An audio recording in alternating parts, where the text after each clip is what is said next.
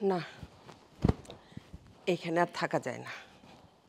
নিজের ভাইগনা যাকে আমি কোলে পিঠে করে বড় করলাম সেই আমার পর হয়ে গেল। আমার কথার কোনো দাম নাই। এখানে আর আমি থাকবো না, থাকবো না আর এখানে। এই, তুই এখানে হাঁ করে কি দেখছিস? যা নিজের ব্যাগ গোছা। এখানে থাকতে লজ্জা করবে না? মা, দাদা ভাই তো আমাকে কিছু বলে নাই। আমি যদি এখন চলে যাই এটা বেয়াদবি হয়ে যায় না বলো? আমি কয়েকটা দিন থেকে যাই। খুব আদব কায়দা শেখাচ্ছিস আমাকে না? খুব শেখাচ্ছিস। ঠিক আছে, থাক তুই।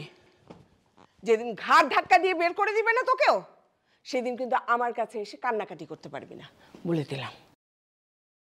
আচ্ছা ঠিক আছে মা। আমি তো আর ঝগড়া করতে আসিনি এখানে। যারা নাকি গলাবাজি করে থাকতে পারে তারা থাকুক এখানে। মা, আমার না খুব কষ্ট লাগতেছে বুঝছো? তোমার এভাবে চলে যাইতে হইতেছে নিজের ভাগ্নের বাসা থেকে। না, এটা আসলে মানাই যায় না মা, এটা কোনোভাবেই মানা যায় না। আমি তো এটা মানতেই পারতেছি না। কি আর করার, যেতে তো হবেই। মা শোনো না, আসিফের নামে যে মামলাটা আছে ওটা তুমি তুলে নিও। হ্যাঁ? আরে তাই তো, তালে তালে তো আমি এটা ভুলেই গেছিলাম। আমি আসলে যে কারণে এখানে আসছিলাম সেটাই তো করা হয় নাই। কি কারণে আসছিলা? আরে তোর আর আসিফের সমস্যাটা। আমার আর আসিফের কি? আরে আসিফ যে তোকে নির্যাতন করছে সেইটার প্রতিশোধ নিতে তো আমি এখানে আসছিলাম। না না না মা, তোমার ওইটা নিয়ে একদম ভাবতে হবে না। আমি আসিফকে দেখে নেব।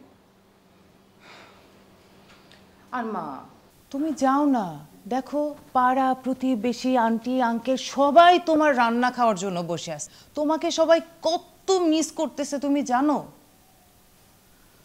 তুমি তো আর সাজু আন্টির মতো না, অপমানিত হওয়ার পরেও নিজের স্বার্থে থেকে যাবা।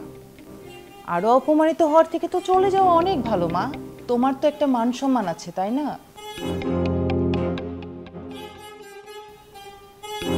কি ভাবতেছো মা? তোমার জন্য কি গাড়ি ডাকবো?